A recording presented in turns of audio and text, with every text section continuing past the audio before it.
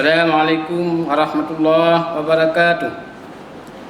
Alhamdulillahis samadir rahman alladzi khalaqal insan wa ja'alahu yantiqu bil lisan wa mayyazahul akhlaqu minal hayawan.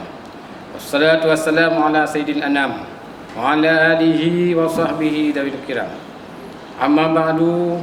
Pertama-tama marilah kita panjatkan puji serta syukur kehadirat Allah Subhanahu wa taala, Tuhan sarwa sekalian Adam, yang mana Allah telah menciptakan manusia mampu berbicara dengan lidahnya dan telah membedakan manusia dengan binatang atau hayawan, yaitu pada akhlaknya.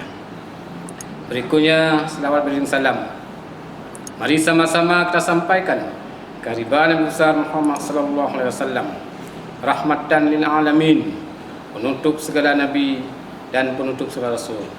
Rahmat dan sejahtera kepada keluarganya dan sahabatnya sekalian. Para pemirsa yang budiman, tema tausiah kita pada hari ini adalah peranan akhlak bagi kelangsungan hidup umat manusia.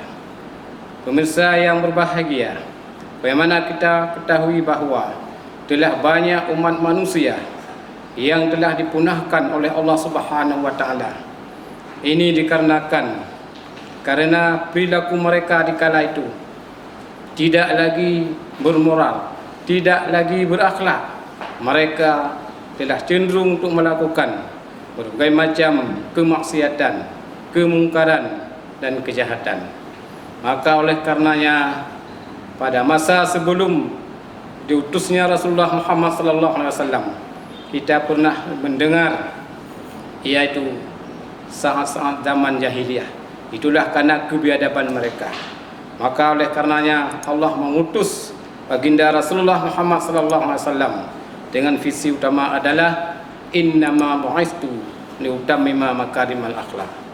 Hanya saja aku diutus ke permukaan bumi untuk memperbaiki budi pekerti akhlak yang mulia. Pemirsa yang budiman, setelah baginda Rasulullah menyampaikan dakwah lebih kurang 23 tahun, di mana penduduk Makkah pada kala itu sudah banyak yang berubah.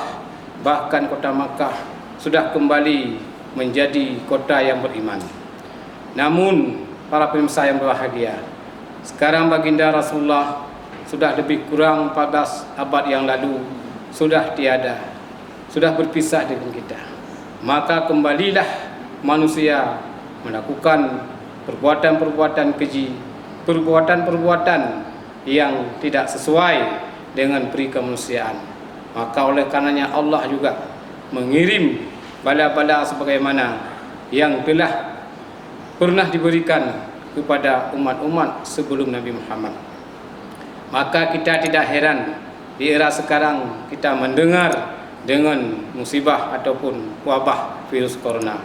Bahkan semua ataupun apa saja yang sudah pernah terjadi juga akan terjadi pada era kita hari ini.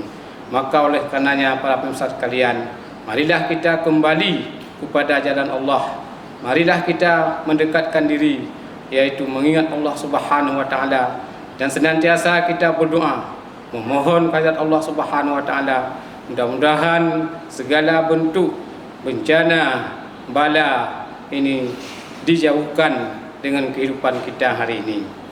Inilah harapan kita semua. Mari sama-sama sekali lagi kita kembali kepada ajaran-ajaran Islam.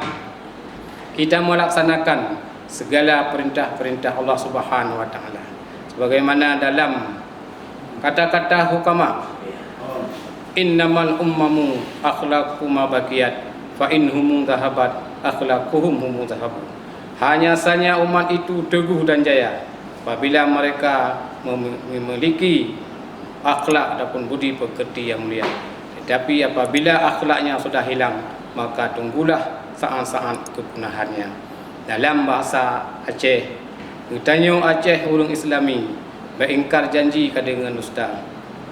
Beli tahawa dina dengan judi, minum ekstasi dengan narkoba. Beli tamita bala Tuhan beri, bala tsunami virus corona. Demikianlah para pemirsa yang dapat sampaikan dalam waktu yang sangat singkat ini. Mudah-mudahan ada manfaatnya. Amin amin ya rabbal alamin. Billahi taufik wal hidayah. Assalamualaikum warahmatullahi wabarakatuh.